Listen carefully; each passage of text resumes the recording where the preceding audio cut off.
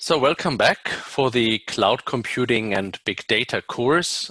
Today we have a very practical lecture 3.1, which kind of connects different elements we have seen in the previous lectures, particularly lecture 2, where it was all about machine learning models in the cloud, using then basically MS Azure, using HD Insight with something called Spark. And then lecture 3 was really looking behind what Spark is. So what is the scalable idea of Spark? What is the simplicity in Spark, that with a couple of Python lines, really, you have a full parallel engine, a big data analytics framework, so to speak, that offers lots of machine learning algorithms, data mining algorithms. And there's one key notion in data sciences today, which brings us to this practical lecture 3.1 that we have today, which means essentially pipelines. So you will see more and more this term comes really into play when you are a data scientist. And with you, you really should think about learning a little bit about this today. But this topic goes, of course, much bigger. It's much larger than I could possibly just represent here. And we will have concrete examples, of course, out of Apache Azure, MS Azure and Apache Spark today. But of course, this topic is much broader than usual. But before we go into practical lecture 3.1, let's connect a little bit what we had in the last time in lecture 3, where we talked about Apache Spark for cloud applications, which took parts of lecture 2. That's why it's quite full. And you see nicely here that more and more things become intertwined to each other. So the material of lecture 2, the material of lecture 3, because we want to do machine learning models with Apache Spark in the cloud. And of course, this means a hell of a lot of things. And I go a little bit through it also to understand, again, the material of today. The last time in lecture 3, we particularly thought about Apache Spark not only as some kind of a cloud big data analytics framework. We look inside what's really there. And we found that Apache Spark has a very strong core, which is essentially the idea of having different scalable worker nodes and a couple of head nodes with, delivering the Spark context and the cluster manager that schedules different jobs out of the cluster, out of different CPUs or maybe also GPUs. Now, the interesting thing for us in this lecture was it's all hidden from the user. Essentially, you have a couple of Python lines that you see there with the RDDs. You have several different aspects like actions and so on that you can do on these so-called resilient distributed data sets. And with this, you have an interesting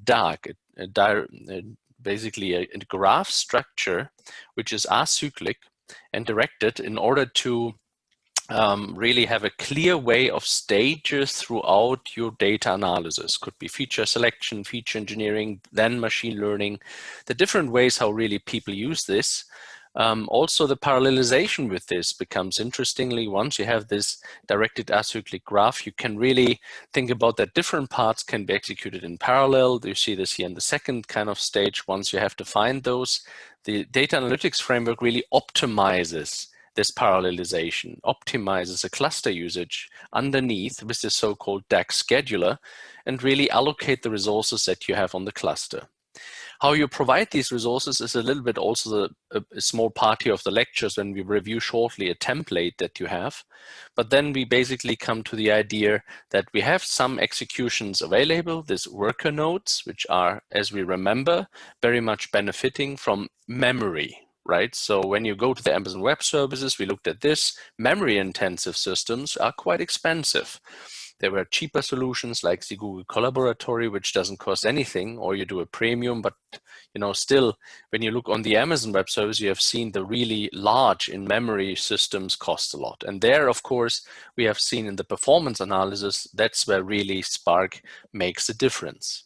Now, the other beauty of Spark really as an engine or as a big data analytics framework, as it's often called, is its libraries. And you see there, it comes with 4 different libraries, although I have to say these days Spark is integrated with lots of other Apache projects, lots of other interesting projects we will explore in subsequent lectures, like Mesos for deployment and so forth. Here we have seen there's an easy way of accessing SQL, structured query language, so everything which is relational databases. Structural data sets are quite interesting here. You see there an SQL statement that you nicely can embed.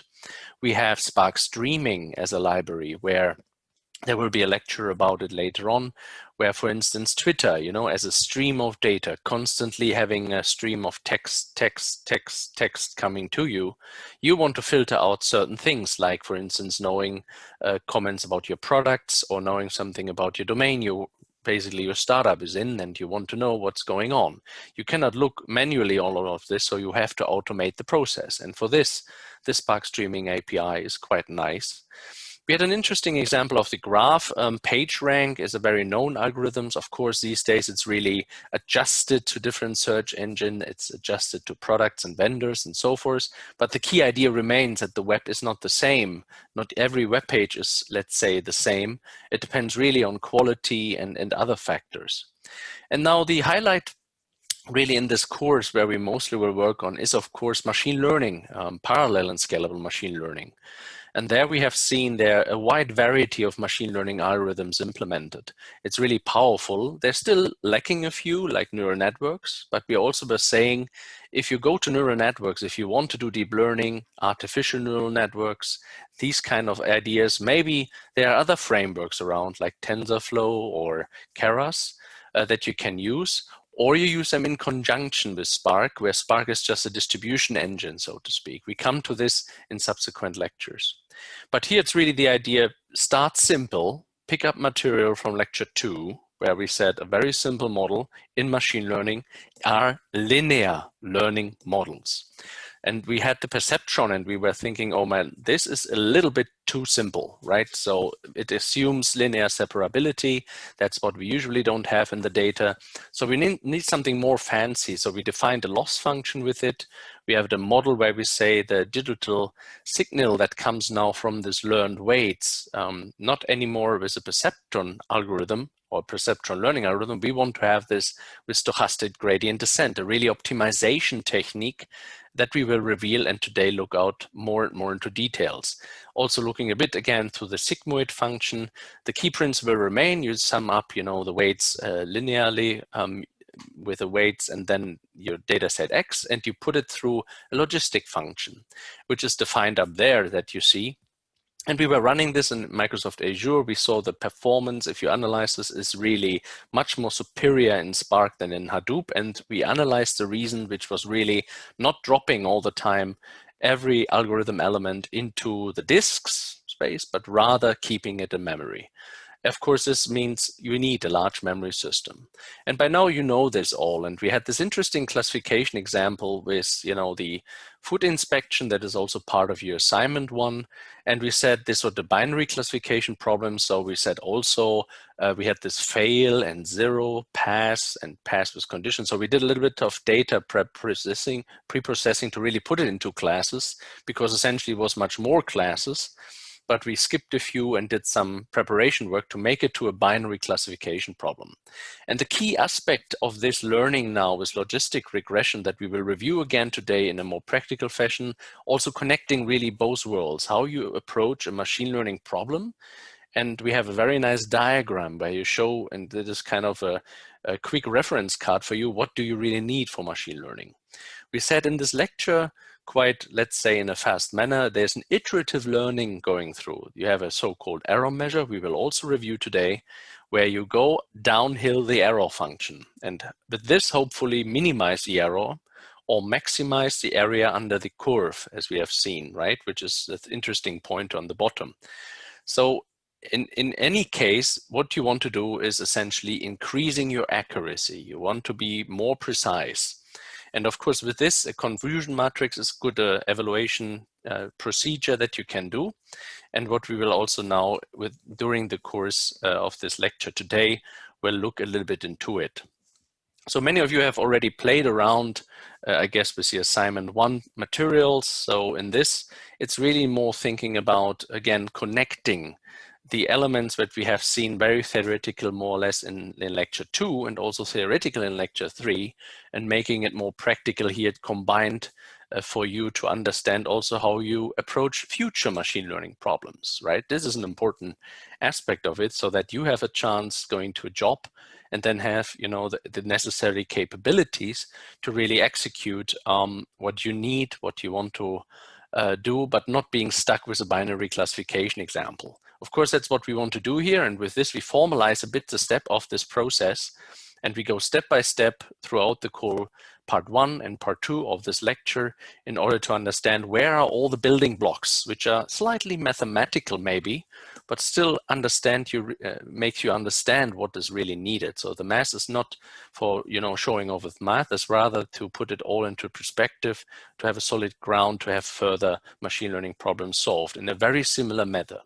This also gives me the opportunity to say we focus quite here on supervised learning. I have some other unsupervised examples, recommenders at the very end, but this is of course driven in the supervised learning fashion because it's the most well understood, particularly for teaching and tutorials.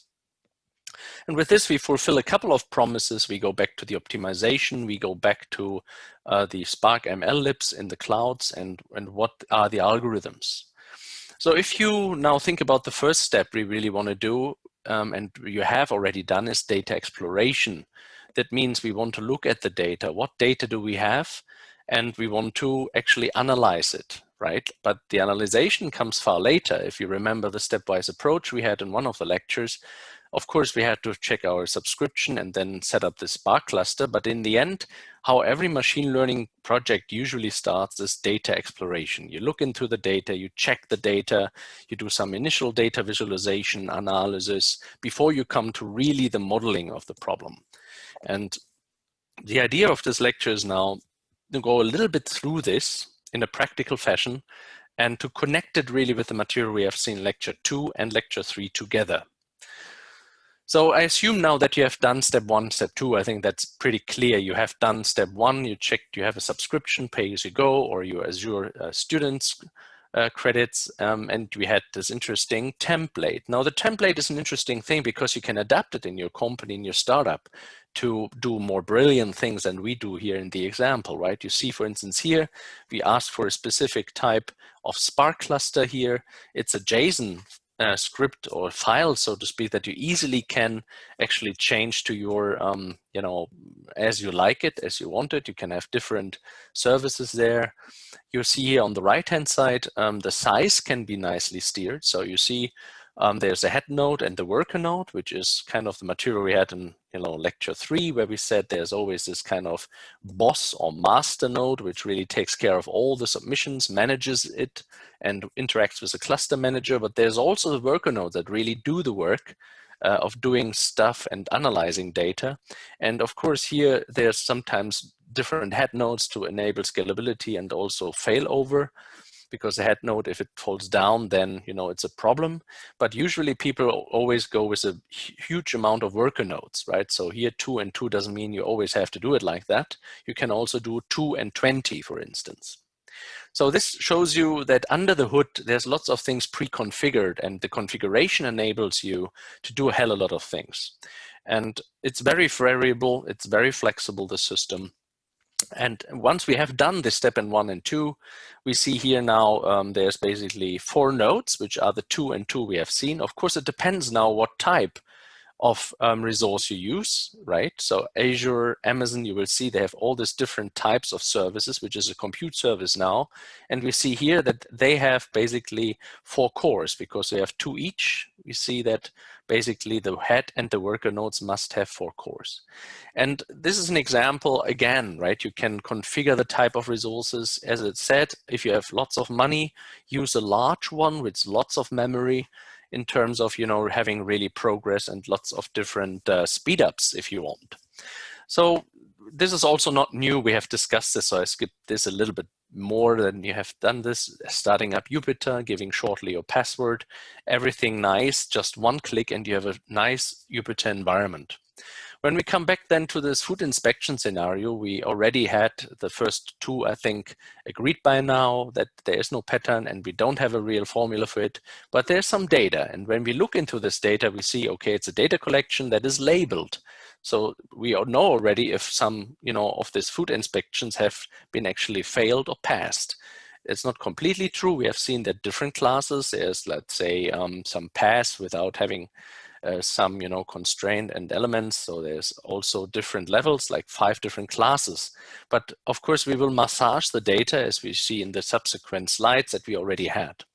But let's now put this a little bit into a framework, really, to give you an overview practically how that works, right? You have this kind of function, but what we were saying in the beginning in lecture 2, which we will never know. It has created the data, but we don't know it, so we have to learn it. That's why many also talk about function approximation, getting close to this.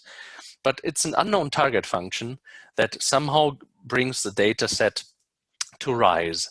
And if you put that now in a diagram, it would look like this. It is in the top. It's something that we really don't need to know. We just want to know that there is somehow some pattern, some function that created it. Then there are different elements, we will come to it, elements we must have and should have that have storage demands. And we have, of course, the same where we have some skill sets, some algorithms and computational intensive stuff. And then on the bottom also elements we really have from our skill set. So in the end, it's completely empty right now. We start with the assumption we want to approximate almost an ideal function. We want to learn that function. Now, learning is not memorizing. That's why we need some algorithm for it, right? So we have an iterative approach as we discussed. So let's look what this iterative approach now is, starting with the supervised learning examples, as I told you already. So which means we have always this guiding why. This is also something we had already in a couple of lectures, so I get more quicker through it. Here we already know the text about the violations in the restaurants and why gives a pass or fail. So of course, here, this is highly dependent on your data set, but it goes always with the same idea. The Y is a label, the output you can learn from. And this is quite nice then in context of this vector X, it has all the features. Now for us, that was more words and violations in our model, but could be anything, could be numbers. Now with this, you have another form, essentially, we put in the diagram. We have training examples, right? And this is something we must have. We know somehow these training examples have been created by some magic ideal function that we will never know, but the training examples are there. It's historical records, ground truth data, examples of the food violations, right? And the data and the outcome of the pass-fail of the inspection. So this is also there. We have this, nice. And in our next step, we said, okay, now we have our application problem. We want to solve that with Spark. So I start up my Spark instance. I have a PySpark kernel.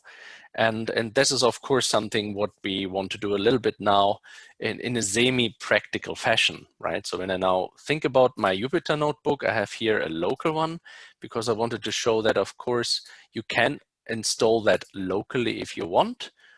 But you have also then the possibility to have this practical lecture 3.1, this Python that you have here, and localhost, as you see, defined and done here. And you save this as a local Jupyter notebook file. You see this here on the point. And then if you are in the cloud, basically inside, MS Azure, then you have the chance to really, again, load this up. And this is, of course, very nice. So you can, let's say, have real portability of this. You see here now, I am in one of the clusters, which is a pay-per-use cluster here, basically in our not anymore local host environment, but in the Microsoft area in Azure. And I have the same source code. I just can upload it, right? And it works, essentially.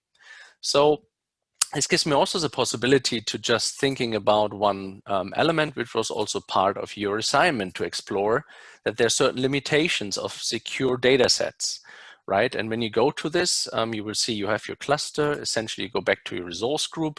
I have here different ones. I use the one for pay, for instance, in this one, and go to the storage resource here. There will be some error that some of you already encountered and already informed me about. Because we handed out the assignment very early, so I need to talk about this a bit here, that you have to really then disable the transfer that is automatically always enabled these days. So this wasn't there in the previous cases, but secure transfer disabled means now that you can do the subsequent step of downloading data and so forth. That's a very important part of your assignment, so I hope you got that message. But I think many of you already encountered this and solved it on basically just Googling it. Coming back to our Python notebook, we said done, okay, let's download the data. If you see there, we download the data from a different entity.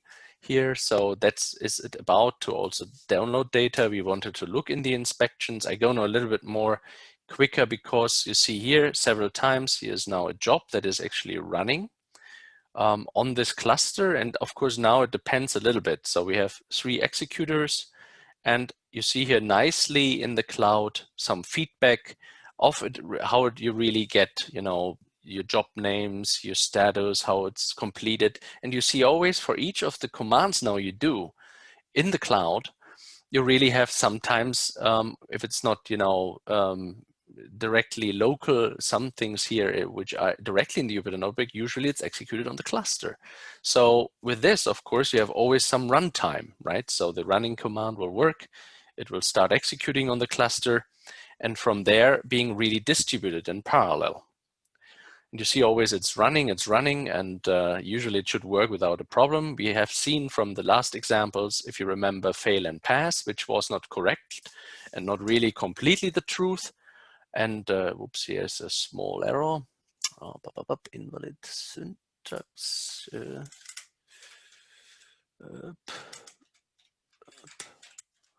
Here's maybe a bit done wrongly. Oops. File,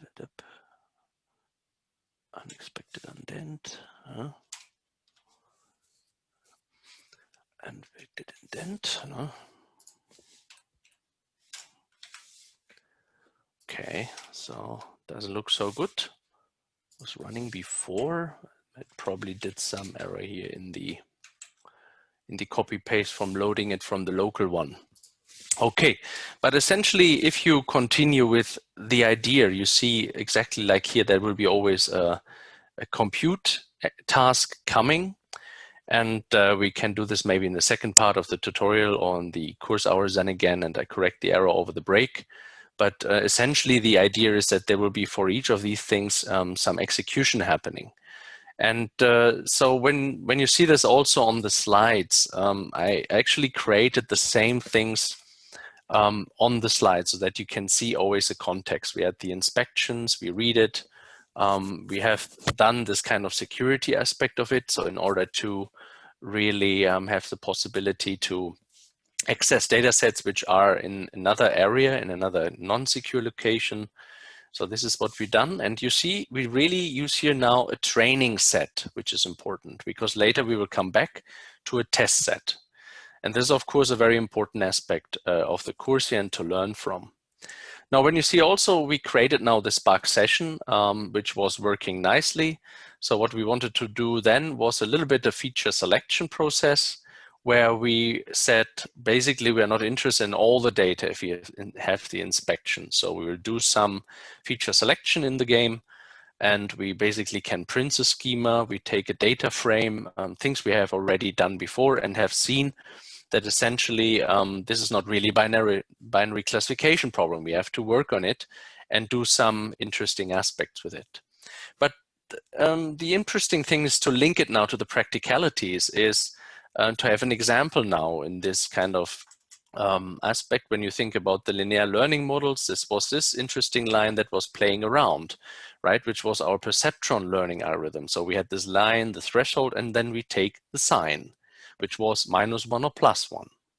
But if you remember also, we said that's not good enough. So let's go to our so-called hypothesis set, which has lots of options. And with this, algorithms and learning models and learning algorithms to choose from. You can pick support vector machines, you can pick artificial neural networks for classification tasks, but we picked the logistic regression model, which was very similar than the linear learning model like the perceptron, but instead of putting it through a sign function, more like a stepwise function or something, we use a sigmoid function which actually squashes everything between 0 and 1, and this should be then our classification. 0 and 1 are essentially then towards which of the classes is a signal strong. So this is a model function we define. We pick when we have this H2 here as an example picked as logistic regression. This is not the target function, right? This is something we will never know.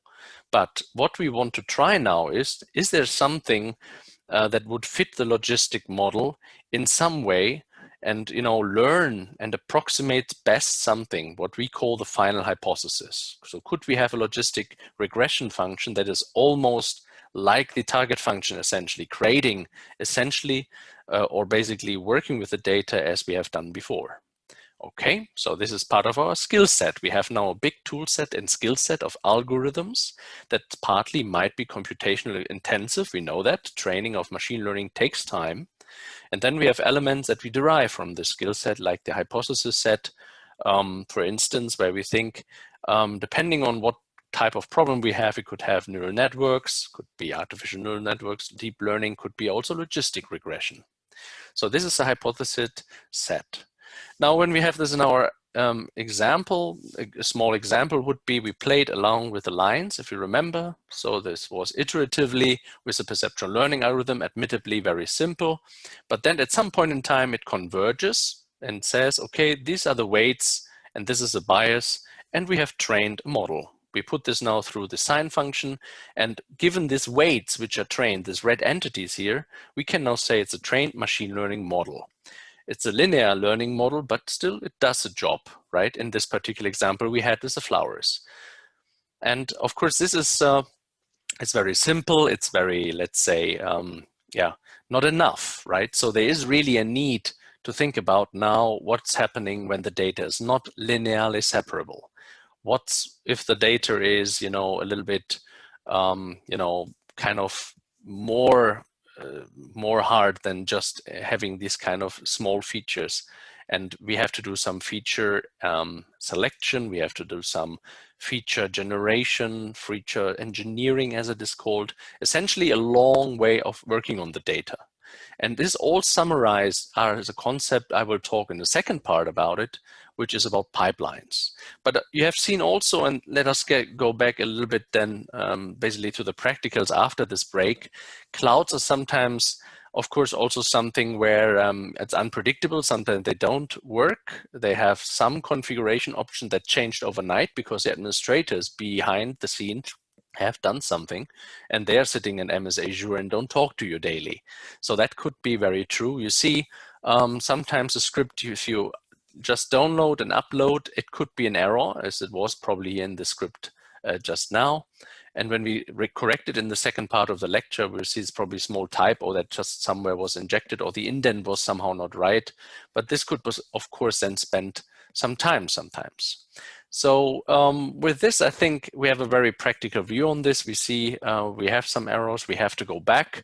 And of course, this is part of the learning experience. So see you back in 10 minutes, 10 past 4 and 2, and then we basically continue with the second part of the lecture.